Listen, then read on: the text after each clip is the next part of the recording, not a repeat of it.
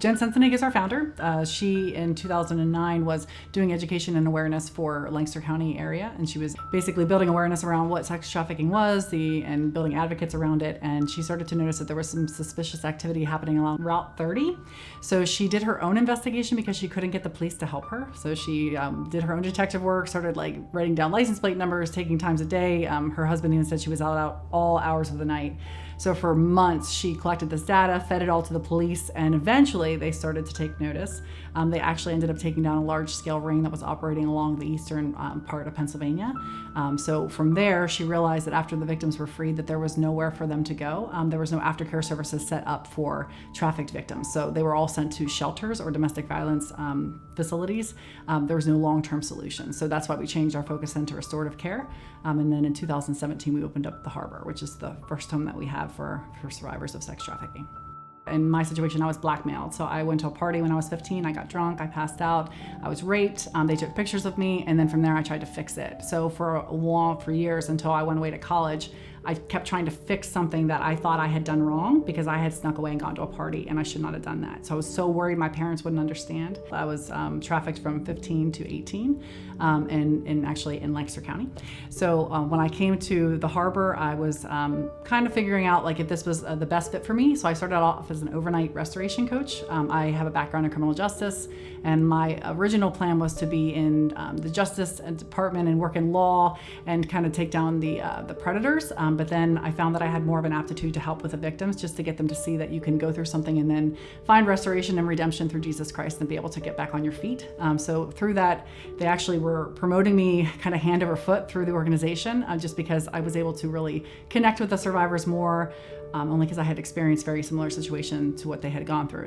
I'm a restoration coach, so my job, I believe, is one of the most important, is to make when the girls come in to feel comfortable, to feel that they can start to trust us. Keep in mind, we are a high-risk facility, meaning that we serve the most complex trauma survivors.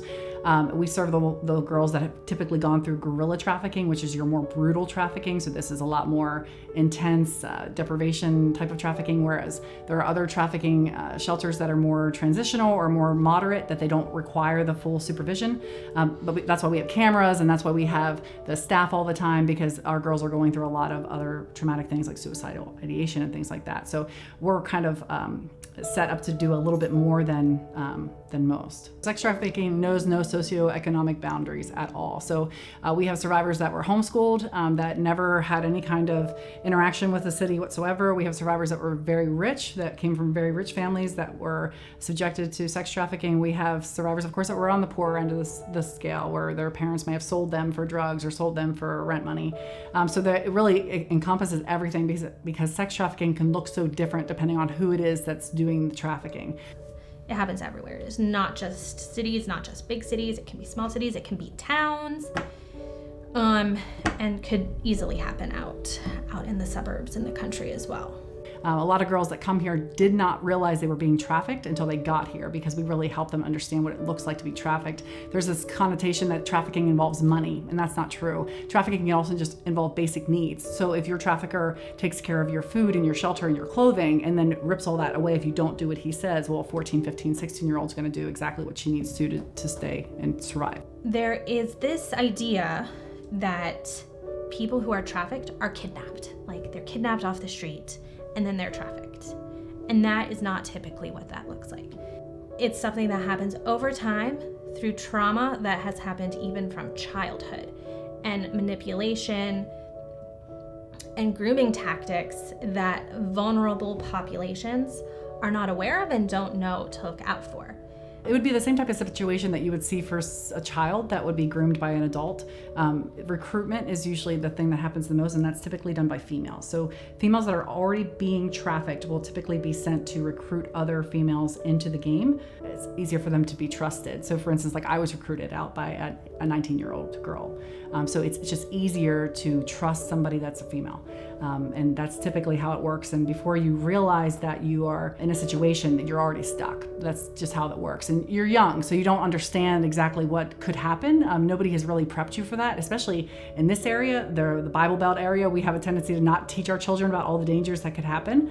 And the fact is that the big cities are infiltrating all the areas, and the crime is as well. So I get a question a lot from people is, well, how do you know that someone's being trafficked and they're not just a prostitute? There are two main answers that I have seen, which are if somebody has a pimp, they're being trafficked. And if they can't just up and walk away, they're being trafficked. From people I've talked to that they've not met someone who didn't have a pimp. So women don't typically just go, I'm gonna be a prostitute. And I think that there is this mentality in the community that women are making choices to do this, and that is really not the case. Because prostitution has been a long time considered to be a profession, and we have not, the human trafficking laws in Pennsylvania just came on the books in 2017. So the fact is that we have not had anything to prosecute anyone that was trafficking anyone since 2007. Like, that's when it started. That's when you were allowed to prosecute someone for trafficking in Pennsylvania. We're so far behind the curve, it's astronomical. The fact is that we've been targeting the prostitutes for so long that that's the stigma that's attached to it. So you have a lot of people that'll say, well, she wanted to do that, right? They're not bothering to look at the fact that 14, 15, 16-year-old probably did not choose that as her profession. She probably was more so coerced into it to make it happen. So the difference between prostitution and sex trafficking would be that, whether or not somebody is forcing you to do it. I will say off the bat, I've not actually met a real prostitute because the fact is that every prostitute that I've met had a pimp behind her, and if she has a pimp, she has a trafficker. And there's also a connotation that a boyfriend that is prostituting you is not a trafficker. Any person that makes any kind of monetary or any gain whatsoever for themselves off of you is trafficking. So that's your authority. So at the end of the day, that's who takes care of you. That's who you go to when you need food or need clothing or for your shelter. So that is your person, that is your caretaker, right? So even after their rescue, that's the problem, is that they don't have a caretaker anymore. They don't know how to take care of themselves. And that's why traffickers will say things like, well, I was helping, I was taking care of them. Well, that's not true. You were exploiting them. So whether they were addicted to drugs before they were trafficked or they were given drugs after trafficking, I will say that there is a bit of a myth surrounding the fact that traffickers use drugs to keep their victims compliant. That would be expensive. They typically just use food. They will deprive them of like basic needs to keep them compliant, because that's a lot easier than, buying drugs. A lot of them have different, maybe eating disorders, finding out mentally where they're at. A lot of them suffer from depression. They're sleep deprived. They're food deprived. A lot of them, they're deprived of just love and knowing that they're going to live and be taken care of. So we find that there are a lot of girls that have the shame aspect, so they're afraid to say anything because they feel that it was their fault, that they should have done that had they not have done that wouldn't have happened to them, so they try to fix the situation. There's a lot of girls like that are living at home and being trafficked because traffickers are very good at coercion. And then there's also those that are coming from families where maybe there's not as much supervision, but they're still good people. So a situation where in Donegal High School, her parents were going through a divorce, so just less supervision in the home. She was recruited out of high school by an older girl, and then from there she met the trafficker who literally the first day she met him, he shot her up with heroin. So at 16 years old, she was already addicted to heroin, and then he moved her up and down through Kentucky and Tennessee, all sorts of southern states, taking her away from Pennsylvania. So it knows no bounds, and like I said, then it goes down to like the worst of it, where you have parents that are selling their children into trafficking for rent money, or they're doing it just because they want something else out of it. They come from all walks of life. They have brothers, they have sisters, mothers and fathers, but when they're trafficked, they lose all that. Everything's taken from them. And I'm sorry. It's just really hard to see the shell and then to have to pour back into them, to let them know they have a life and a purpose, and what's happened to them was not their fault. They feel a lot of guilt, a lot of shame, and that's where the depression comes in. I will say that It's easier for the survivors that come to our facility because I'm a survivor, and because we have other staff members that have been through sexual assault. It's easier for them if they understand that they're not the only ones, because the last thing they want is your pity. It's really hard to tell somebody your story and then for them to look at you like there's something wrong with you. Well, when they first come in, they're real compliant. Most of them are, and they want to kind of please you, and they kind of test you out as a coach too, to see, if you're for real. It takes at least 30 days for them to start to kind of relax and kind of just think, okay, this is a safe place, and I can start to kind of unwind here and trust someone. They really want to trust, but they're afraid. They haven't been able to even eat when they want, or shower, or anything. I mean, so when they come here, they're able to do those kind of things. Again, when you're dealing with trauma, you respond in a very raw sort of a way sometimes, and you don't always have that capacity to think through how your actions and what your words, how those are going to affect other people, how those are going to affect you even 5 minutes from now. They're tired when they get here. They're tired mentally and physically. There have been a lot of great success stories.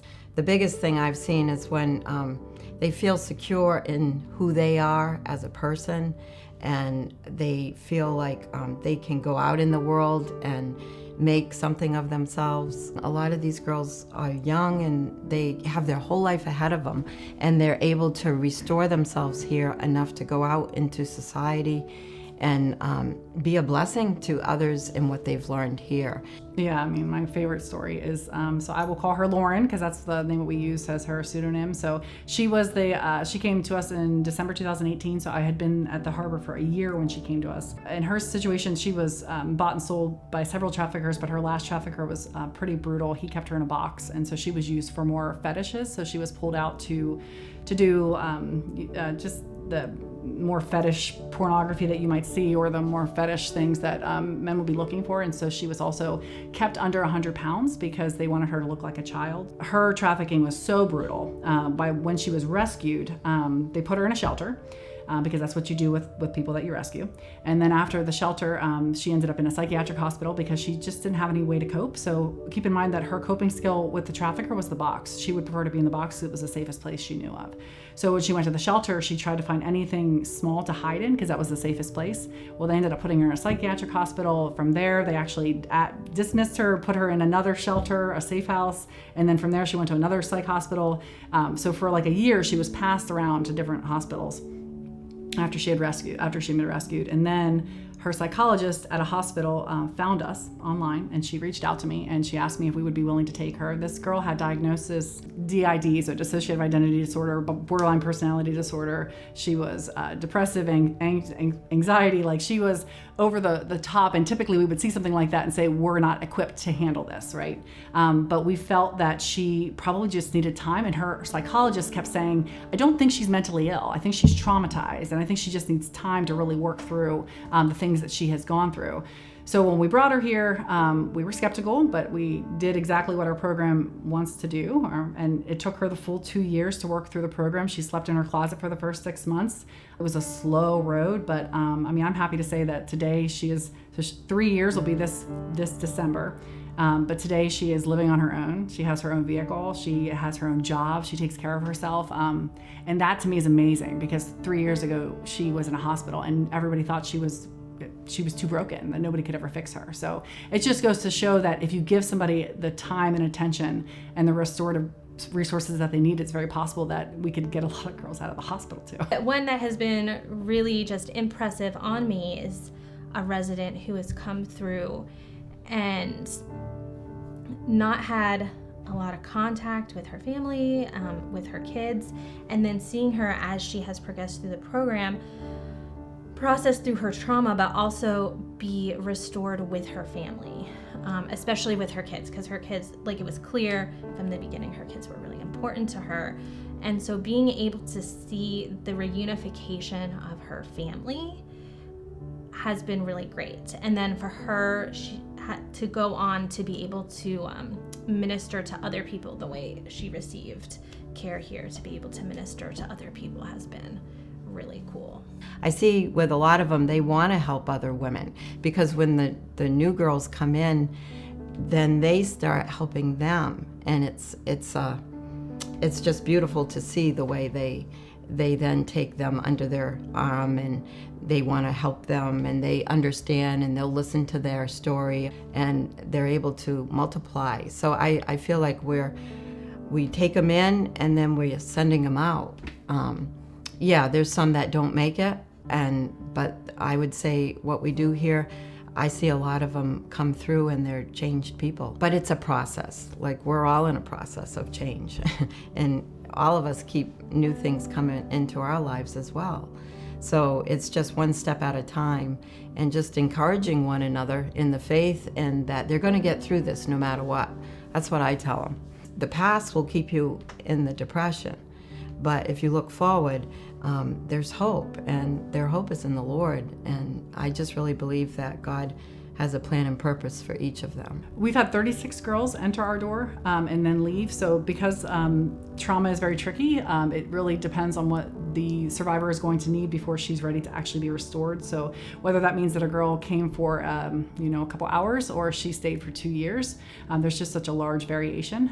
We consider ourselves to be a touch point. So the National Trafficking Shelter Line says that survivors, when they're freed from trafficking, need almost 7 different touch points before they're actually ready for restoration, just because they're learning to trust again. So for a very long time, they were not able to trust anyone, and then we're asking them to put all of their trust in us again, just almost like the same type of trafficking situation, right? To put all of their trust into somebody that they don't know.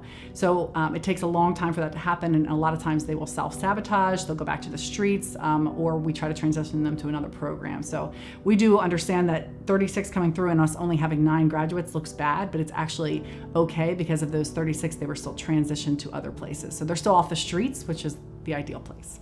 I mean, my faith is everything. Without Jesus Christ, I don't know where I would be personally. So it is something that we obviously give information to the girls to take it or leave it. Keep in mind, you don't need to be a Christian to come to our program. We don't force God down your throat. We have aspects of faith in all of our programming, but we believe that God is a gentleman, and we believe that if it's something that he wants to show them, that he will.